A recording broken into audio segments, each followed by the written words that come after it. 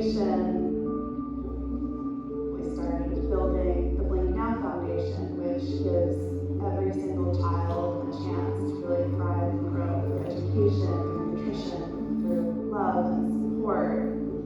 I was raising children in Nepal from a very young age, and I just started keeping a journal and writing down stories and writing down these little moments. And as the kids started to get older, I noticed that they would start to tell stories about the early beginnings of the home and the school and their family, and that kind of sparked the idea of putting all of this together in a book.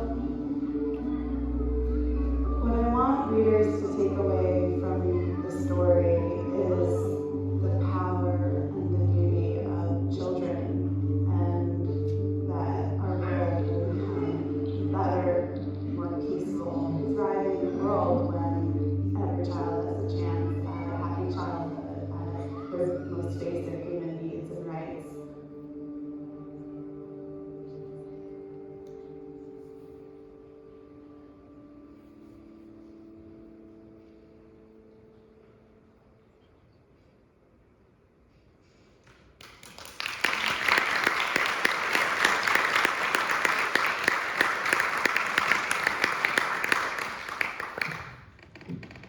Good evening, everyone.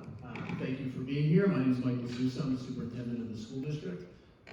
I'm delighted to welcome our two esteemed guests to speak with all of us tonight. And I have the responsibility for reading the intro and introducing these folks to us. But of course, I always go off script. And I don't need to tell you all about Maggie Doyne, because probably every one of you knows her biography and knows about her awards and her unsung hero recognition from CNN and the founding of the Blink Now Foundation. But I'll tell you that Maggie was here 5 years ago, right in this auditorium. It was packed, mostly with students, I'd say, students and parents. And it was awesome because she pretty much said to them, don't go to college and don't listen to your school counselor. And I'm paraphrasing, but her message was really that it's more important to find your calling and do what is meaningful and matters to you more than it is to do what you think other people want you to do. And it was a powerful message. I still have people who come back now when they see me around and mention what it meant to them when they heard her say that. So it's just thrilling for us to be able to welcome her back in now that she's penned her own book and is in a position where she can give us even more learnings and understandings. And as I came in to greet her again tonight, I was introduced to Miss Debra Lilley, someone who I had not met before, but she is an integrative healing practitioner at the Center for Integrative Healing right here in Chatham. And she works with folks who suffer from anxiety, depression, trauma, and other challenges. And the one thing I can say about her is, about 7 minutes ago when I was standing right back there, a parent who I know well came in and said, oh, Mike, do you know Deb? And of course I hadn't until tonight. And after Deb kind of walked away, she said, she is a miracle worker and a wonderful person. So those are the two folks that are going to join us on stage right now. And I'm pleased to invite them up. Deb and Maggie, come on up. Thank you.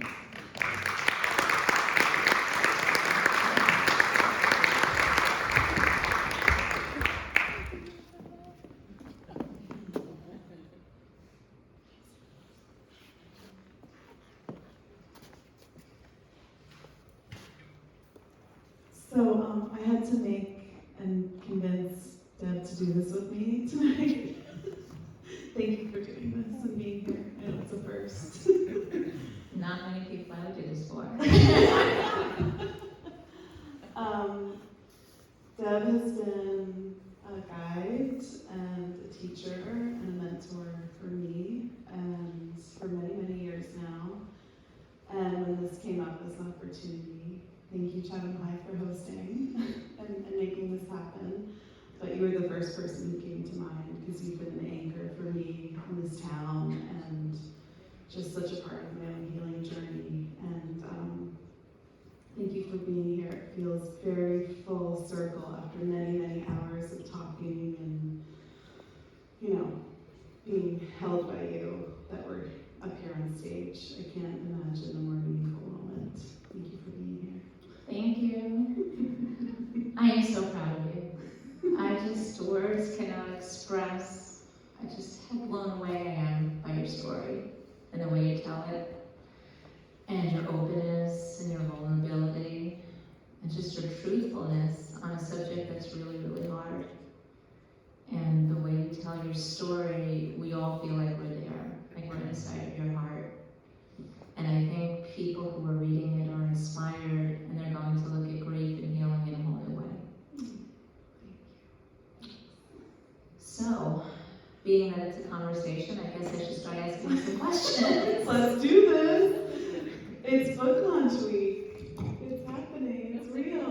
We're here. Amazing.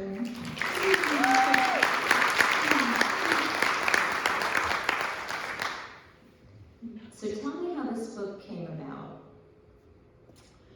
So, I have been keeping journals and diaries since the very, very beginning. It was a way that I processed. It was a way that I tried to hold on and remember things about, my children and my experience. It was a way that I just tried to freeze time.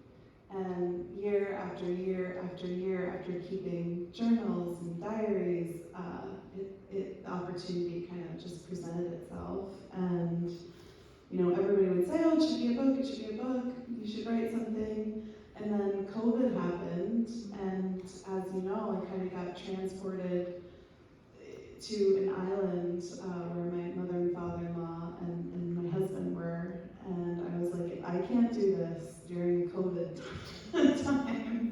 When I have this moment of quiet and peace and just reflection and chance to go inside and take a look at it all, and I'll never do it. So I sat down and I got to work with an amazing team of women editors and people in the publishing industry and just get it all out. What was your why? What really got you to want to do this?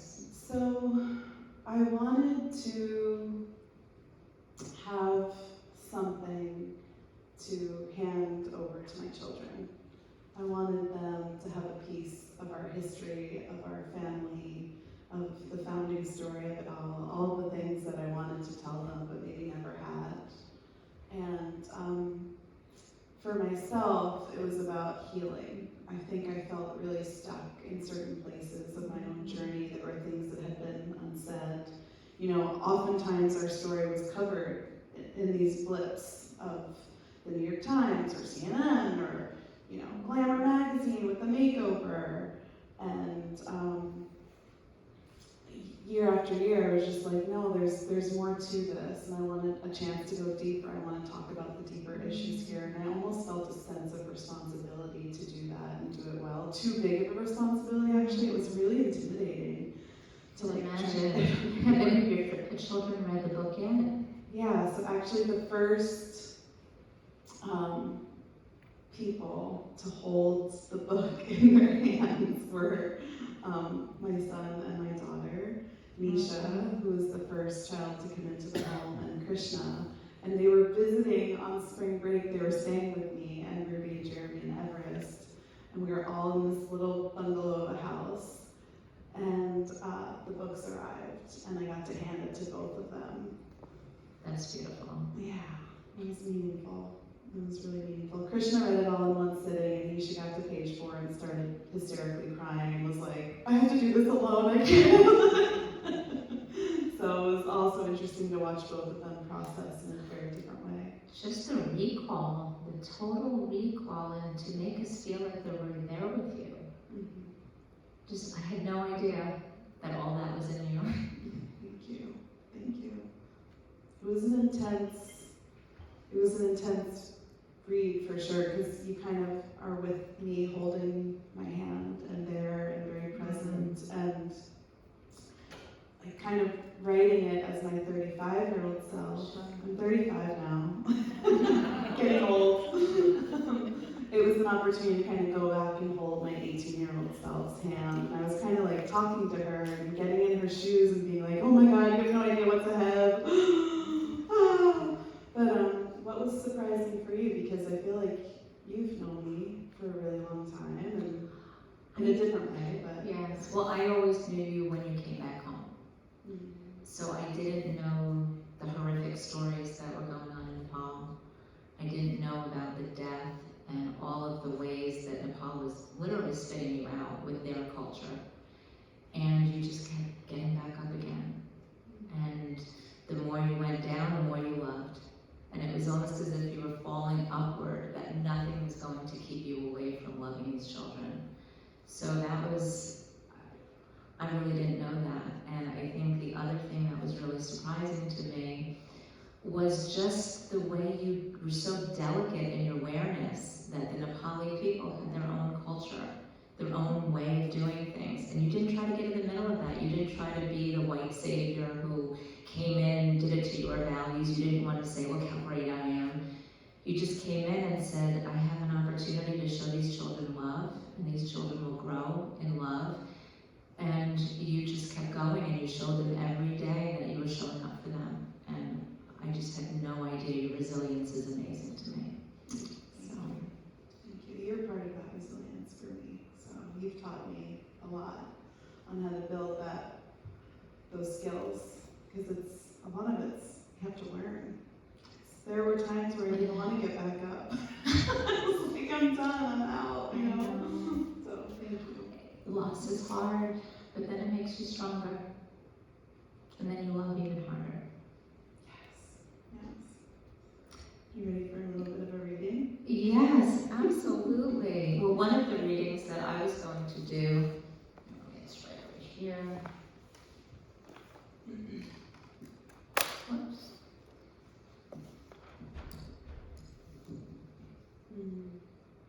And this one, you're just so insightful about how you see your role in Nepal. As people in positions of privilege and power, it is our responsibility to help, not constantly be the center of the story with awards and medals. I will continue to use my whiteness as an ally, elevate the voices and the stories of those around me, and disrupt the extreme inequality we continue to see in our world, perpetuated by those in positions of power.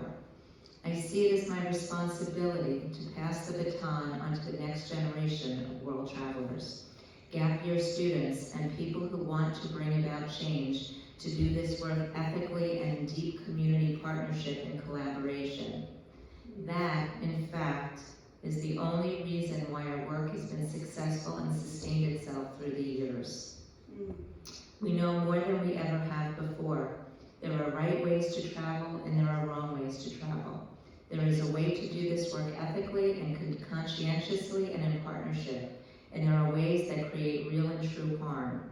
We now have blueprints to learn from and models for success, and I feel very fortunate that we've transformed our mistakes and learnings into making us a better and stronger blueprint for others to follow.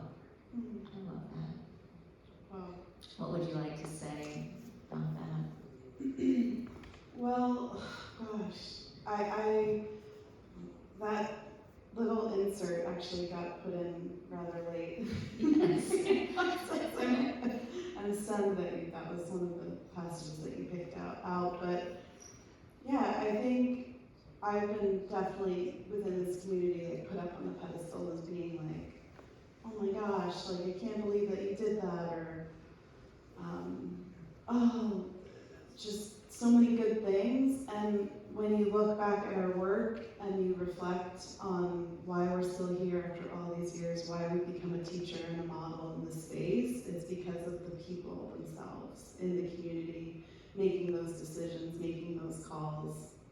And I just felt like one piece of the puzzle. And, I also felt a responsibility, like I say there, to just pass on to other people who want to do this work, because we did make those mistakes and we weren't always perfect. And that was kind of an end passage at the end of the book, because I decided I wanted to tell the truth and just be as truthful and honest as possible about the good things and the bad things, the lightness and the darkness, and all the glitz and the glam, but the underbelly of suffering. You don't and see loss. that very often at all.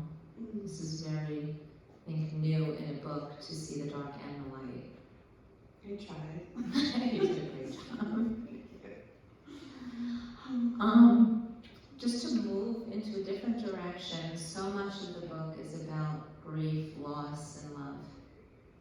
And this is where I came into your life so much when you came back from Nepal. So if you want to start with that, I know this is such a difficult subject. When you and Megan came to my house. Yeah.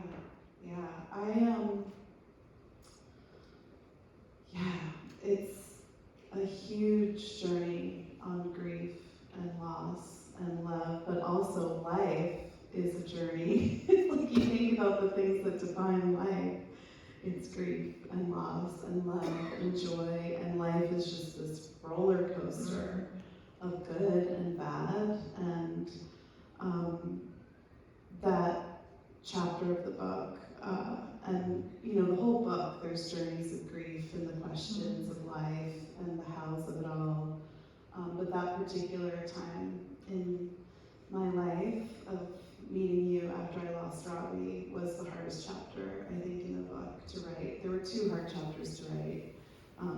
That was definitely the hardest part, because that part of my life I thought was the end of me. I just was so done. I've never seen anybody experience grief like that. The screaming and the almost animalistic sounds, and it couldn't even calm you down. It was an amazing thing to even watch and to bear witness to. And not that you did it beautifully. You really just got it all out of you. I don't know if it all came out. It's still very much there. I mean, In a way that you were able to just continue. Yeah. Well, losing a child is a really, really terrible, awful thing. And writing about it was definitely putting my shame and my failure on paper. And it was something that I felt like I had to do to get to my next phase in my own journey with healing and grief that will probably never be over completely. But I wanted to write about it because I felt like if I could write about it and tell that truth, and even, when you lose a child or someone important, you become a caged animal. There's really no words to express that feeling and that depth of loss and horror. And I tried to write about it as honestly as I could, because I felt like it was a pathway to my own healing. And it was hard. And you were there, and you And remembered. all they knew how to do was make you soup. I had no idea. I just wanted to hold you and comfort you and just be there. And when I had my own suffering, my husband passed away when my children were 4 and 5. I had a neighbor who just kept making me soup. And it was what sustained me. So all I knew when I saw you was I better go make that soup and just feed you and just hold you. And that was all there was to do. There was nothing else that I knew to do. Yeah, what I loved about that moment was that there was nothing to be said. And I loved that you didn't make a promise that things were going to be okay, and you didn't make a promise that, he was in a better place. You kind of just held space, and you do what you do. You tell stories, and you could relate to that moment because you had been there. And that's the thing, when you've been in the darkness and in the depths of despair, there's something about it that you're able to kind of be there for other people in that time of tragedy or loss. And so I was so grateful for that, and I'll remember that forever. And I think, it's just a soup, but it's the soup, and it's everything. Whenever Maggie comes into town, we make The the soup. soup. we have to share the recipe after this. But it's like something so simple and so but it's also love. And it was the first bite of food that I had. And I'm going to read from that scene. Sure, in the book. absolutely. Oh, okay, you got it. Yeah, I got it. How many people have read the book already? Anyone? Okay, so you know all about the soup. And if you know anyone going through a hard time, make soup. Are you doing the green speck? Is that the spot? I think it was 250, 151.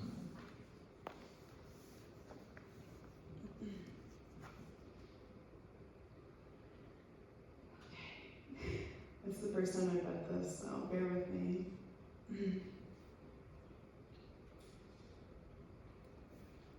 Ravi only ever wanted me. His entire face lit up whenever he could tell I was near. It was like nothing I've ever seen. He thought I was the funniest, most hilarious, most amazing person in the world. I didn't even have to do anything. Nothing. He said mama over and over and over again. A love like that changes you. Deb nods. I'm so sorry. I know he was the love of your life. I lost the love of my life too. She leans back into the sofa, takes off her glasses, and pinches the bridge of her nose as though she might cry too. My husband, she smiles, maybe I have a memory of him. My boys were 4 or 5. I thought I would die. I told my kids I would die if anything happened to them, I confess. I said it a lot.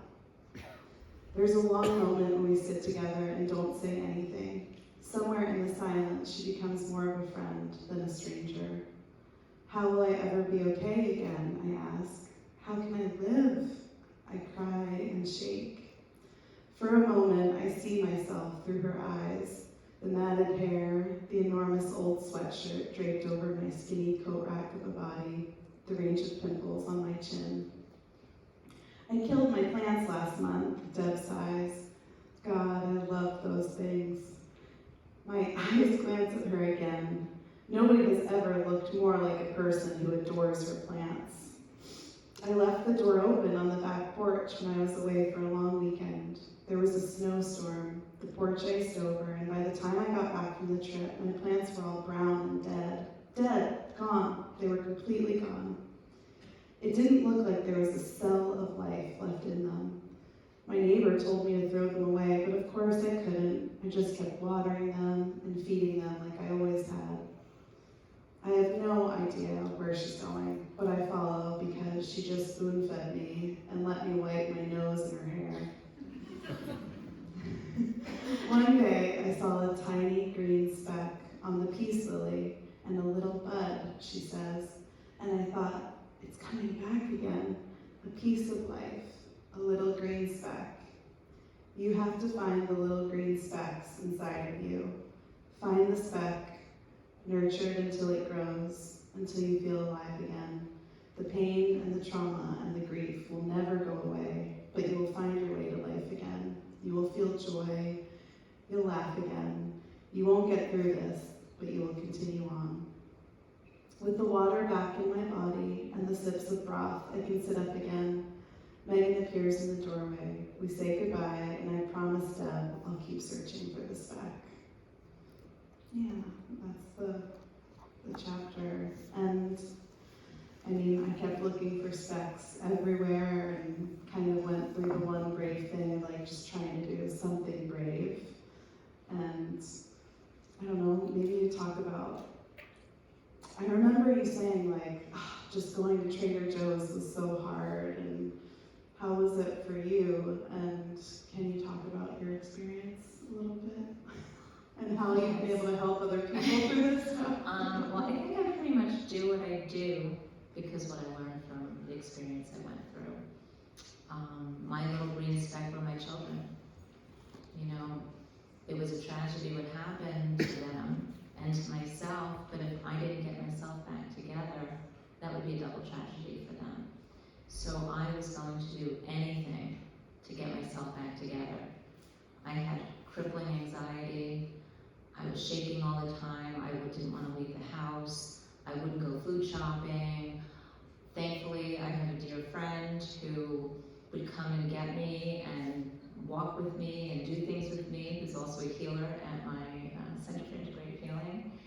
And she really, every day, it was sort of like what Megan did, what I did for you, is just trying to get you to move just a little bit more. You know, in the beginning, it's just pure pain. And there's nothing anybody can do, just make sure you're eating. But at some point, it switches and it becomes suffering. And suffering is when you tell yourself, I did something wrong and maybe they shouldn't have died if I would have done this or that. The shame, the guilt, the non-stop playing it over and over in your head. That is something that techniques have helped.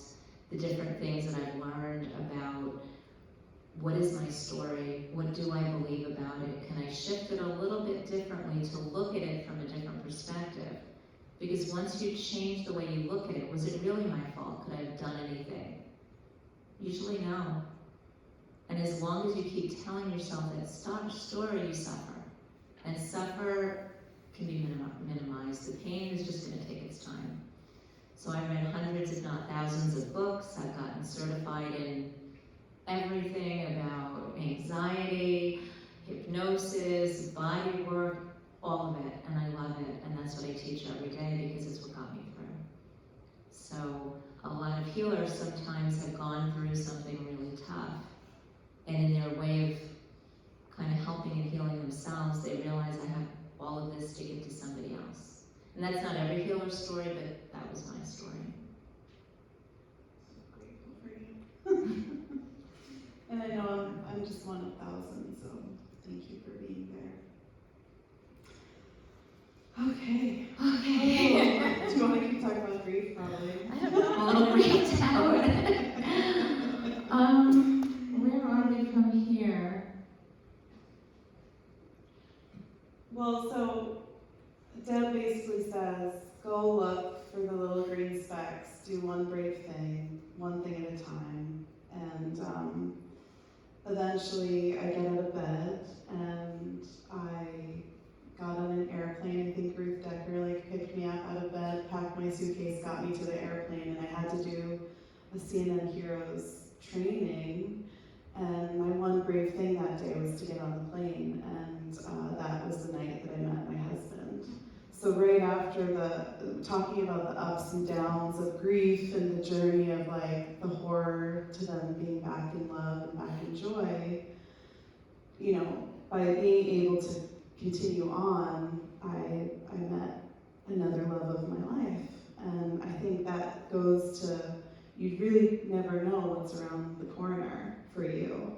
And that was another reason why I wanted to write so honestly in the book, was because there is someone right now who's at the bottom, who can't see the light, who can't see their way to the top, who can't imagine feeling joy again. I had the same experience. I have a love of my life again, and my children, and my center, my friends, and my family, and It's amazing. it all, because as long as you just believe in love and you don't cover it over and say it's not possible or it'll hurt too much, we can always open up a little bit more. And maybe that's the message, that it is very hard and nobody would blame you for just shutting down. But think about what you would have lost. You know, so we can still be very sad and grieve and be in pain and be so happy and be joyful. And it's such a gift to be grateful for new loves in our lives and to be able to keep going and learning about new things about ourselves and offering what we've learned to other people. So it's just, you know, the grief is a part of the picture, but it doesn't have to be the whole picture. And you always say it's not what happened, it's how you tell, what do you say? Well, I used to focus in on why did this happen to me? And go, why? Why did my husband die? Why? And then 6 months later, even though I had a why, he was still gone. So what was it for? So after I got all the whys out, it became, how do I move one foot in front of the other? How do I start my life again? How do I not be defined as a widow actually be a mom, be a contributing member of society that creates things, and not just have that one, I'm a widow. And so for me it was the and, because sometimes it seems like, well, you should be grieving forever if you really loved the person. And there is a sense of they'll always be with you, but there's an and the person who passed would want you to live a life that's full, and that's the best thing that you can do for that person. And I know I had spoken to you that after my husband passed, people were afraid to be joyful around me, because it just seemed like they didn't want to be insensitive. And I remember saying to somebody that if every time somebody had a sad spot, you were sad with them, by the time you had your own sad place, you'd have never experienced joy. And that the person who's sad wants to see the joy because it gives them something to move into. And so it's an and. I can honor your loss and honor the fact that there's a lot of beauty in the world. And be so grateful that we have access to it. You know, with everything that's going on in Ukraine and COVID and everything else, there's so much negativity. And yes, we don't want to be insensitive to it.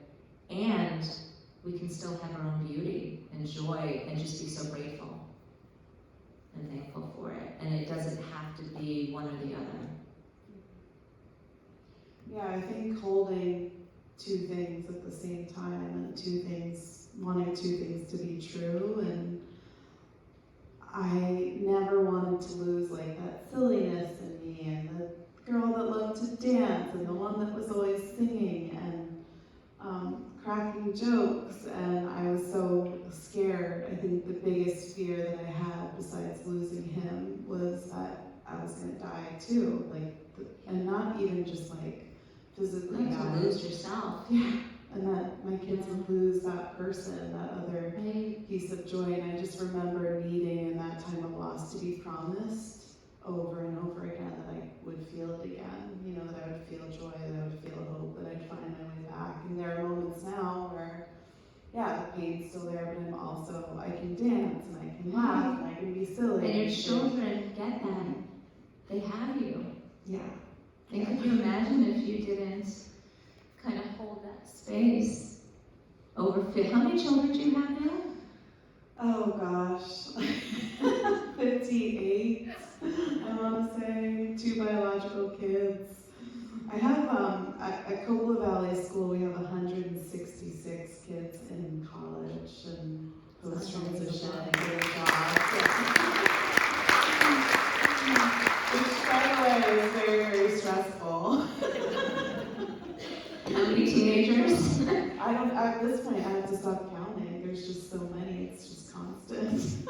How do you love them all? This must be incredible. I think love, as you know, love is just, it expands and it grows, and that's how you get so many kids. And such an incredible organization. You know, love, the word love is part of the Blink Now mission statement, and it's like, our vision is a world where every child is safe, educated, and loved. And we kept that word in there because the greatest gift that you can give a child is to truly love them. Absolutely. And when a child is raised in love and joy and happiness and their true childlike wonder, anything's possible. So I think on top of, our mission is about giving children and the human family their most basic needs and human rights. But love is there and joy is there. And anytime everyone asks me, like, what is it that makes it so special? We didn't want the home to feel like an orphanage. We conscientiously had that vision and that dream of bright yellow and kites in the sky and marbles and soccer balls and music and yummy food, always cooking in the kitchen. And I think we wanted to flip the narrative of the darkness, the orphan, and just. And these children are smiling. You wouldn't know that there was a war-torn country. They're like little kids that are talking about Justin Bieber and Well, and who they like and crushes and And that's that same message of, these are children who have had the worst things in the world happen. The resilience just from being loved. I mean, for my own children, that's what I always said. I didn't do much, but I loved them. Wow. And that was the only thing that I knew how to do. Yeah. So, Where are we?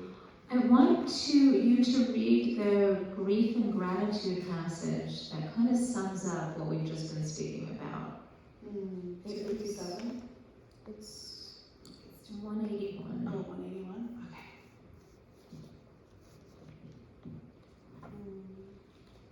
You found all the serious passages. Of course. I don't like being shallow. I go all the way deep down. Of course. Sorry, 181? I think it was.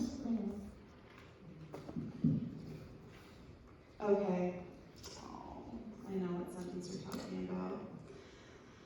So I'm reading all of the love letters. Each and every chapter of the book starts with a love letter, and I write love letters to my children, and this is after, reading some of the love letters to the kids and finding my way back to love and my children and healing.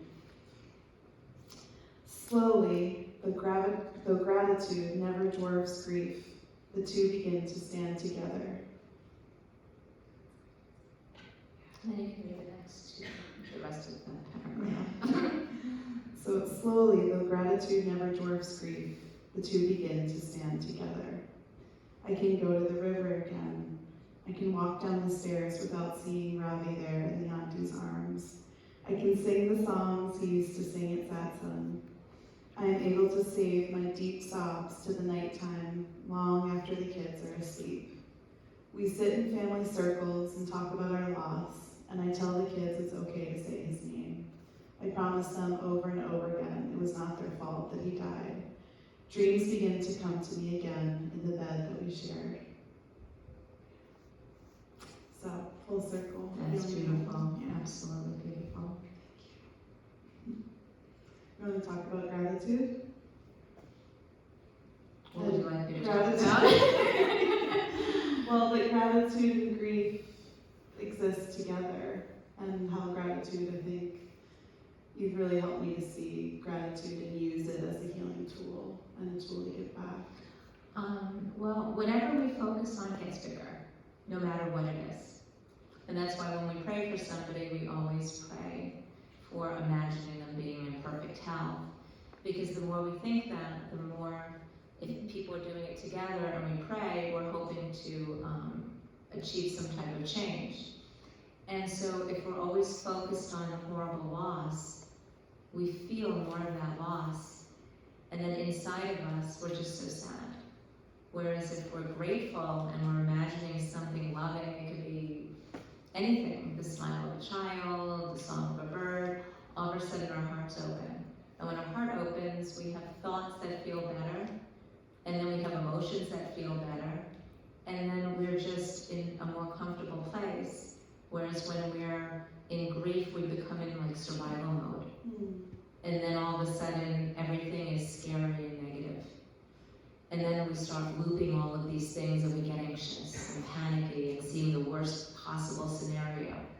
So when we do gratitude, it actually calms our whole nervous system down, it calms our body down, and then it's just easier to appreciate the little things. So that's one of the things that I always do whenever I'm getting anxious. I start thinking of things I'm grateful for, and it really works. So coming here today, I'm just thinking about how great it is to see your beautiful face, and not how hard and scary this is. Well, it's interesting because oftentimes people ask, like, what's your advice? What's your tip to young people who want to do this work? Or how do we reconcile these two worlds? We're sitting in Chatham, New Jersey, where everything is, beautiful and the flowers are blooming and we're safe for the most part. And things are pretty good. We're worried about where our kid's going to get into college or, getting through homework time. And I just say the same thing, like, instead of being like, oh, have so much, or telling your kid, oh, you have so much. Being grateful. And I think when you're operating from a space of gratitude, it's easier to also be of service. Because when you're grateful, your eyes, your heart's Yes. open, and you're You can feel it. 100%. And you can feel your gratitude. That's one of the things I love about you. With everything that you've been through, you're still grateful. Oh yeah, especially right now. So if you want to end with the passage at the very end of the book. Yeah, sure. It's good. It's a good place to end. There is no time to waste. If you are educated and free, empowered and safe, you have to use your strength, your power, and your gifts to help the rest of our human family.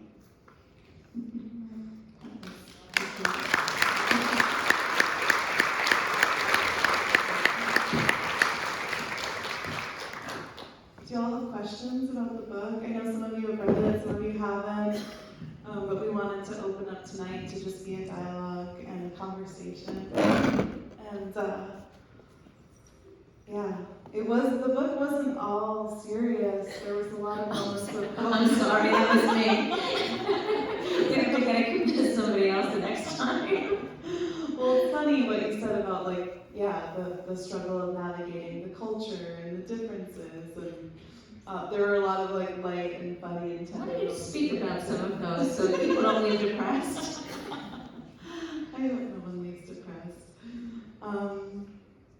No, I think, I was this girl from New Jersey, and I did go in the beginning with this attitude of oh, we're just gonna make everything better, and then you kind of see it get knocked down again. But there were these huge cultural issues that we were taking on. For example, girls in Nepal, when they are menstruating, when they're on their period, they have to sleep in a cowshed. And I slept in a cowshed, and for a few days, and then I started to think oh, well, is this the culture or is it wrong? And then you start to realize, oh, when girls are sleeping in the cowshed, they die of smoke inhalation, they get cold, they die of snake bites, they're more at risk for sexual abuse. And so there was always this push and pull of is this the culture, or is this something that needs education, and for me to use my strengths and my knowledge and my wisdom to kind of try to make a change. And I think initially in the journey I thought, oh, just go in there. Do you still go in the cowshed? No, never. Never. Because we realized oh, this is something that through the Women's Center and through Girls Club and through education and more awareness, but that the people needed to come to that conclusion on their own and kind of be willing to change and be willing to fight that fight. But so there's those kind of serious elements of the book, but then there's they also had a lot of cultural knowledge and ancient wisdom that I lacked. I didn't know how to grow a potato. I never knew you took the whole potato and I put it just in put the it in the ground. ground. Or I would confuse a cow with a buffalo with a bull. I bought an old goat that the uncles in Nepal would always tease me about. They're you bought an old goat, she's no good. You got cheated of your 2,000 rupees. And so there were lots of moments of lightness and kind of just teasing of each other too, things that I didn't know because I was from here, So there were lots of just lighter moments too. But do you have any questions or either one? I'm fascinated with the fact, because my two children grew up in the area, I'm just fascinated that at 19 you took your babysitting money and went to the other side of the world. What was in your mind as you went over there? What were you thinking? What was your reality? And then how did it change once you stepped off the plane? Yeah, so I didn't go out and leave Wyndham High School and think, oh, I'm gonna go help kids. I went and I was I have no idea if I should go to college or that everything in me was destined for college, and then at the last minute I was like, oh, I'm about to go spend all of this money and all of this time, and I don't even know who I am on the inside, so I'm gonna go travel. And the beginning of that journey was just like scuba diving in the Great Barrier Reef and organic farming and learning how to meditate with monks, and then slowly, just happenstance, I ended up in northeastern India, and that was when it was 2005, so there was a huge migrant crisis, there was a refugee crisis from the war, and I just started to pick up on the stories and fall in love with the Nepali community. Ultimately, I ended up going on a trip to Nepal with a young friend and seeing her reality of a girl my age. So I think it was just this human connectedness, but that moment of the babysitting money was truly just seeing a problem. There were children breaking rocks on a riverbed, trying to make $1 a day to survive and to help their families. And it shouldn't be that way. We shouldn't, with all of our advances in society and technology, the fact that we have hundreds of millions of children on the brink of survival, fighting and to live, to have their most basic needs, to have clean water to drink, is wrong. And that riverbed for me was the moment that it just felt like I had to try to tackle that on. It felt easier to stay and to look at a child in the eye and see myself and see myself in them, and know that education would make a difference in that child's life, and having some of the things that I had been given. That's kind of all I knew. And so that was Hema, and Hema was the first little girl we put into school, and then came another one, and another one, and another one, and then one day I was like, you know, one day I want to walk across this dry riverbed, and I don't want to see a single child breaking rocks. And eventually that day came that there wasn't a single child breaking rocks. But it didn't start with this like big, huge, mega plan that, you know, we know of as Blink Now today. It started with one child, one step. And then you kind of start to realize that in order for a child to thrive and grow in community, there are all these other facets to it.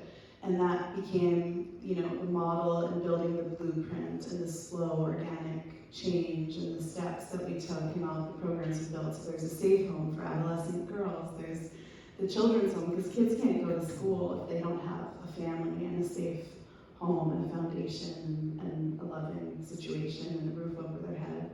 And then came the school and the curriculum and the after-school program and nutrition and the health and wellness center and counseling and therapy to overcome trauma. And, you know, as you know, Blink Now Futures, it just grew from there because we were looking at the needs of the community and trying to address them through our programming. So the Women's Center was part of that too. Yeah. Thanks. So the life you've chosen is very spiritual, and for a lot of us that live in this culture, it becomes very materialistic, and you get trapped in that. You know, we should get a vacation house, we need a second car. It becomes very material. So the choice you made while you're very humble is actually pretty incredible. Like when you were on your journey, did you ever look at it and say, oh my goodness, you know, I'm missing this, I'm missing, you know, I want my daughter to go to school in Mendon, or, you know, how do you sort of resolve that in your own mind, and what's your message to the young kids today? I would guess you think that everybody should take a gap year to sort of discover themselves and understand who they are before they go on their path. But what are your thoughts? Yeah, I mean, there is a sort of chasing of material things in every culture, in every society. And what I always say, like I was talking to the kids at Mendon last week, and right now it's college admissions week where they're finding out where they get into college and if they get in. And not only is it that, if you're going to get in or are you going to college, it's like, what's the name of the school? Is it Georgetown, or is it Villanova, or Bucknell, or BC? It's like this huge pressure cooker, Michigan. And so just saying, like, you're going to be okay no matter what. I'll never stand up and say, like, don't go to college. But just like, you're going to be okay. It's follow your heart, keep your heart open. And the best things in life, as we all know, come from love, come from family, come from, you know, things that aren't material.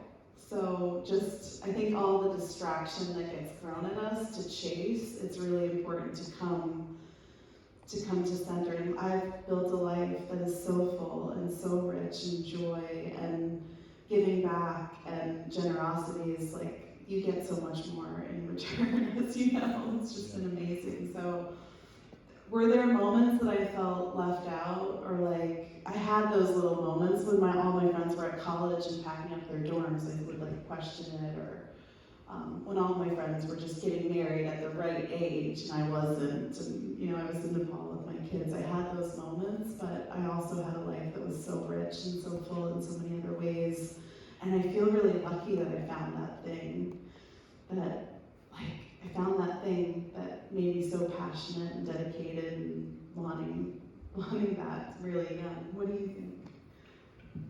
I'm just listening to all of this.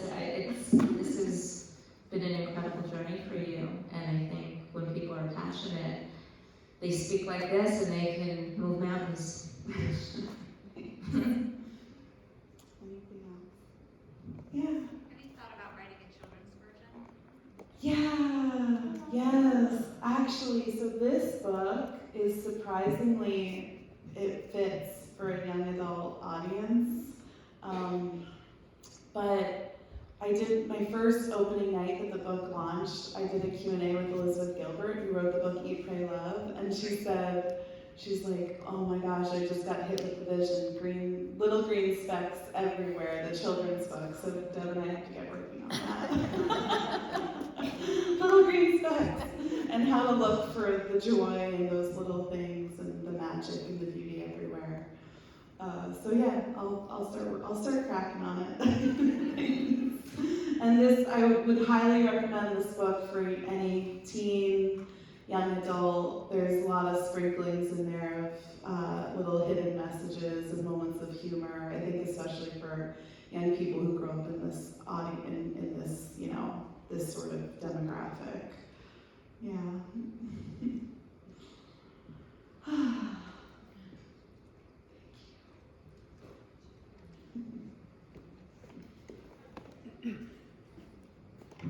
Well, when you invite someone with 60 kids up on stage, you never know what you're going to get.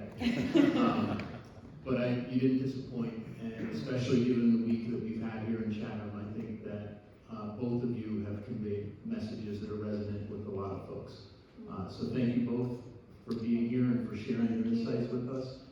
And I guess many of us will see you out in the lobby probably right now. But thank you.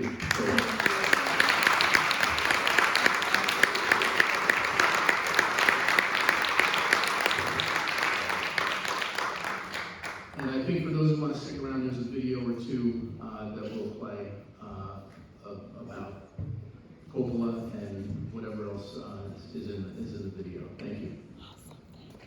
Thank you.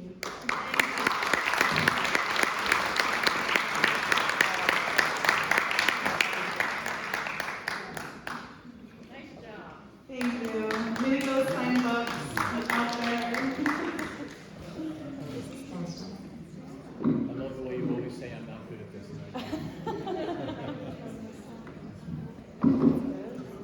The changes that I see in the kids are probably what keeps me from doing it. It's so easy to see the time. Slowly they learn the next meal will always be there. They start to smile more. You know, there's something to be said for just basic nutrition and happiness.